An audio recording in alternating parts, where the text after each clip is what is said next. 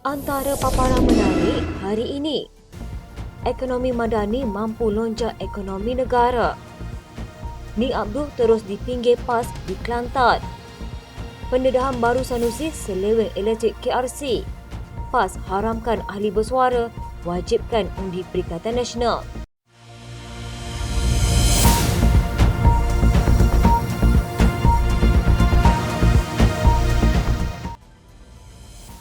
Timbalan Perdana Menteri Datuk Seri Fadilah Yusof berkata, inisiatif di bawah ekonomi madani yang diumumkan hari ini oleh Perdana Menteri Datuk Seri Anwar Ibrahim mampu melonjakkan ekonomi dan menambah baik keluaran dalam negeri kasar negara. Beliau yang juga Menteri Perdagangan dan Komoditi berkata, sektor agri-komoditi adalah penting untuk ekonomi negara dalam mewujudkan peluang pekerjaan kepada masyarakat tempatan serta meningkatkan KDNK negara. Katanya kementerian bersedia untuk mengorak langkah menerusi penjajaran program dan aktiviti bagi menyokong aspirasi tersebut. Menurut beliau, kementerian menerusi Lembaga Minyak Sawit Malaysia akan mempergiat penghasilan baka sawit hibrid yang dapat menghasilkan minyak lebih banyak dengan menggunakan keluasan tanah terhad.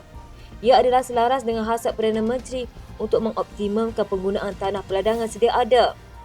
Fadilah berkata MPOB sebagai institusi penyelidikan dan pembangunan juga akan terus memastikan produk sawit dihasilkan sentiasa berkualiti serta mampan mengambil kira cabaran pada masa kini. Katanya kementerian turut menyambut baik usaha Sarawak memperintis kenderaan menggunakan tenaga hidrogen dan mendukung inisiatif kerajaan dalam pelaksanaan pemulihan kelestarian alam menerusi pendayagunaan teknologi hijau. Ekonomi madani adalah rangka kerja ekonomi terbaru diumumkan oleh Perdana Menteri yang bertujuan untuk meningkatkan ekonomi Malaysia, seterusnya menyediakan limpahan hasil kepada rakyat untuk membolehkan mereka menikmati kualiti hidup yang lebih baik. Menteri Ekonomi Rafizi Ramli berkata, Pelan Hala 7 Peralihan Tenaga Negara yang dilancarkan pada Khamis akan membuka lebih banyak peluang pelaburan bernilai RM435 bilion hingga RM1.85 triliun menjelang 2050. Beliau berkata ini disasarkan daripada 10 inisiatif pemangkin meluas yang akan diperkenalkan seiring dengan pelancaran tersebut serta dasar-dasar yang diumumkan oleh kementerian itu serta Kementerian Sumber Asli, Alam Sekitar dan Perubahan Iklim. NETR would help us transform our economy by opening up profitable ventures that are good for the environment and good for the economy. Our ability to continuously rely on finite oil and gas resources is diminishing. Menjelaskan selanjutnya, Rafizi berkata, NETR juga bukan sekadar dokumen yang menyenaraikan langkah-langkah sementara bagi mencapai sasaran pelepasan sifar bersih, sebaliknya menggabungkan strategi serta inisiatif yang boleh mentransformasi ekonomi, mata pencaharian kita serta kedudukan di peringkat dunia. Pada masa sama, beliau berkata Pelan Hala 7 itu dapat membantu usaha transformasi ekonomi negara dengan membuka peluang kerjasama menguntungkan serta baik untuk alam sekitar serta ekonomi. Ini penting katanya berikutan sejak beberapa tahun lepas pelaburan Malaysia dalam aspek tenaga boleh baru adalah ketinggalan berbanding negara lain yang memulakan usaha itu lebih lewat. One of these projects is the integrated RE zone that will be championed by Khazanah Nasional Berhad and carried out through a joint venture between UEM and Ikramas.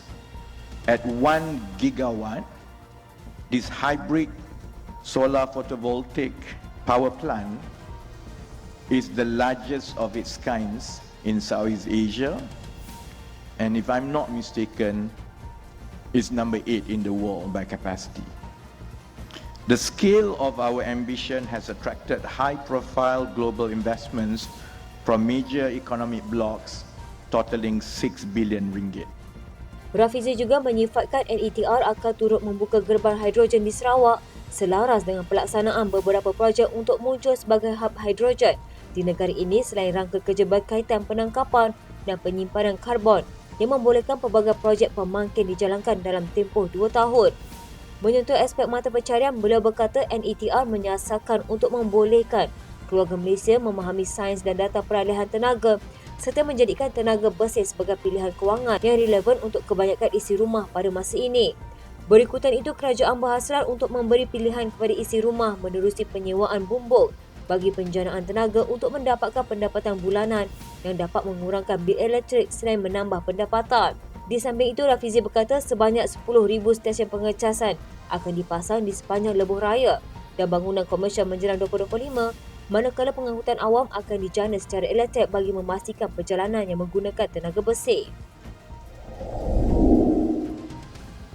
Datuk Seri Dr. Ahmad Zahid Hamidi berkata kerajaan bercadang menambah waktu pembelajaran reproduktif di sekolah selepas isu perlakuan seksual membabitkan remaja semakin membimbangkan. Timbalan Perdana Menteri berkata cadangan itu akan dibawa oleh Menteri Pembangunan Wanita, Keluarga dan Masyarakat Datuk Seri Nancy Shukri pada mesyuarat Kabinet akan datang. Kita lihat permasalahan kebejahatan sosial atau social illness, terutamanya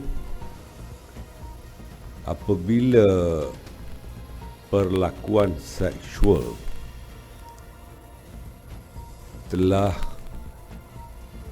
bermula seawal usia 13 tahun. Dan ini memerlukan beberapa tindakan antara kementerian. Antaranya ialah menambahkan waktu pembelajaran mengenai reproduktif. Ini bagi menimbulkan kesedaran pada murid dan pelajar-pelajar mengenai kesalahan melakukan perlakuan seksual dan kesan-kesan yang akan menimbulkan kebejahatan sosial sebagaimana yang saya nyatakan. Ahmad Zaid berkata isu itu penting untuk dibincangkan di Kabinet supaya langkah drastik dapat diambil bagi menangani masalah sosial berkenaan. Permasalahan ini amat membimbangkan. Malang sekali kejadian ini terlalu tinggi di antara negeri-negeri iaitu negeri Serambi Mekah. Dan ini tentunya bukan masalah politik tetapi masalah sosial yang sebenar. Dan kita mesti mencari jalan supaya ianya dinoktahkan. Nama anak kepada bekas Menteri Besar Kelantan Nik Muhammad Nik Abdul Aziz terus gaib daripada senarai calon pilihan PAS bagi menghadapi pilihan raya negeri Kelantan.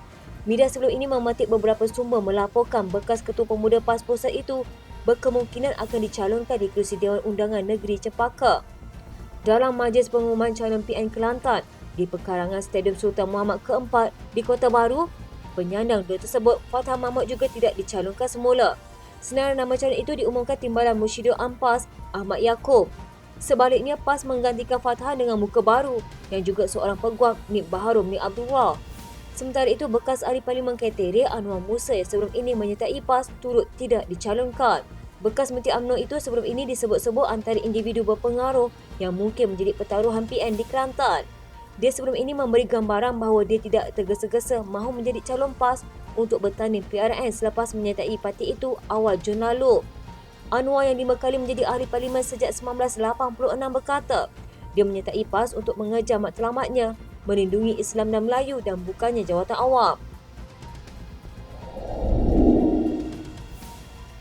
Pengerusi Badan Perhubungan UMNO Kedah, Datuk Seri Mak Zee Khalid mendakwa Menteri Besar Kedah Datuk Seri Muhammad Sanusi Makno diminta menjelaskan penjadualan terkini berhubung pembekalan elektrik yang masih tidak selesai untuk disalurkan ke projek Kedah Rubber City di Padang Sanai dekat Kuala Nerang. Beliau turut mendakwa walaupun ada usaha-usaha yang dijalankan kerajaan negeri sebelum ini, namun sehingga kini ia masih tergendala sekaligus menimbulkan keresahan kepada para pelabur. Katanya lebih elok kalau ada jadual negeri, penjadualan bila pengambilan tanah siap, bila garis masa dia, buatlah sedikit garis masa. Masalahnya garis masa pun tiada dan sampai hari ini saya nampak belum pasti bila nak masuk elektrik itu. Inilah antara benda yang menjadi kerisauan. Mazia berkata bekalan elektrik di kawasan KRC perlu dihubungkan dari Tanjung Pau, Jitra sejauh 42 km kerana kawasan industri tersebut memerlukan penggunaan elektrik yang banyak. KRC dibangunkan di kawasan seluas 503 hektar, merupakan projek tanaman perindustrian getah berstatus nasional pertama di Malaysia yang diusahakan pihak berkuasa pelaksanaan Koridor Utara bersama Kerajaan Kedah. Setiausaha Agung PAS Taqiyuddin Hassan berkata arahan yang dikeluarkan pemimpin PAS itu, khususnya Jabatan Pilihan Raya, mestilah dipatuhi. Arahan itu adalah peringatan sekurang-kurangnya kali ketiga dibuat oleh PAS selepas penegasan yang sama disebut Presiden PAS itu, Abdul Hadi Awang beberapa hari lalu dan timbalannya Tuan Ibrahim Tuan Mat. Taqiyuddin dan juga ahli Parlimen Kota Baru turut mengeluarkan arahan kepada semua ahli PAS agar tidak membuat sebarang kenyataan kecuali selepas diizinkan Presiden mereka. Sebelum ini, ada beberapa pemimpin PAS peringkat pertengahan dan akar umbi menyatakan rasa kurang senang dengan pengagihan kerusi dalam kalangan parti PN. Antara paling menonjol ialah pembabitan Presiden Gerakan Dominic Lau yang bertanding di kerusi majoriti Melayu di Pulau Pinang. Asalnya nama Lau dikaitkan dengan kerusi Dewan Undangan Negeri Pematang Berangan di Tasik Belugor, namun ia dibantah pemuda PAS kawasan Terbabit. Sebelum ini, beberapa pemimpin termasuk anggota Jawatankuasa Jabatan Pilihan Raya PAS Pulau Pinang membantah langkah pemimpin PN meletakkan Lau di bayan lepas. Rasa tidak senang itu mendorong PAS di kawasan berkenaan mengancam untuk menutup bilik operasi masing-masing dan enggan memberikan undi kepada Lau. Taqiyuddin berkata PAS mewajibkan semua ahli dan penyokong parti itu agar keluar mengundi awal dan memberikan undi masing-masing kepada calon PN. Sekian berita terkini di TV pada hari ini. Jangan lupa follow Facebook dan YouTube Dalam TV. Dapatkan info terkini di Facebook serta YouTube di TV.